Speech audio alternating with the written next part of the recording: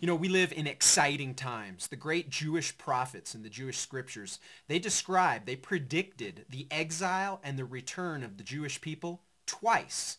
Now in 586 BC, the Babylonian Empire finally thumped on Jerusalem and finally hauled what was left of the Jewish people off to Babylon. And 70 years later, in a miraculous return, the Jewish people were allowed to return to Jerusalem, rebuild their temple, and start their lives again.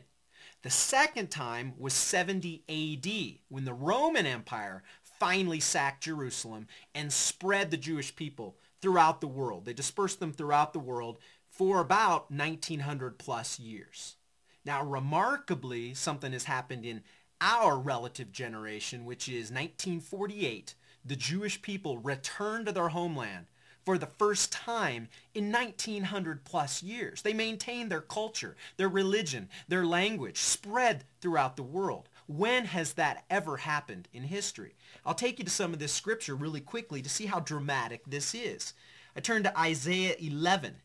In Isaiah 11:11, it starts, "In that day the Lord will reach out his hand a second time to reclaim the surviving remnant of his people. He will raise a banner for the nations and gather the exiles of Israel. He will assemble the scattered people of Judah from the four quarters of the earth."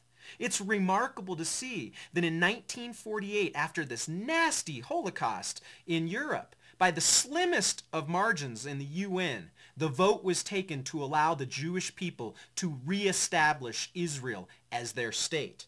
Let me read further. I go to the prophet Ezekiel now. Ezekiel in chapter 37 says, "This is what the sovereign Lord says. I will take the Israelites out of the nations where they have gone. I will gather them from all around and bring them back into their own land. I will make them one nation in the land." Now, we live in remarkable times. And then in 1967, the Israelites actually retook Jerusalem for the first time since it was sacked in 70 AD by the Roman Empire. That's nearly 2,000 years later. What a remarkable time in history.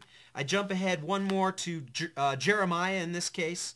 And Jeremiah in chapter 23 tells us, "So then the days are coming, declares the Lord, when people will no longer say, 'As surely as the Lord lives, who brought the Israelites up out of Egypt,' but they will say, 'As surely as the Lord lives, who brought the descendants of Israel up out of the land of the north and out of the countries where he had banished them.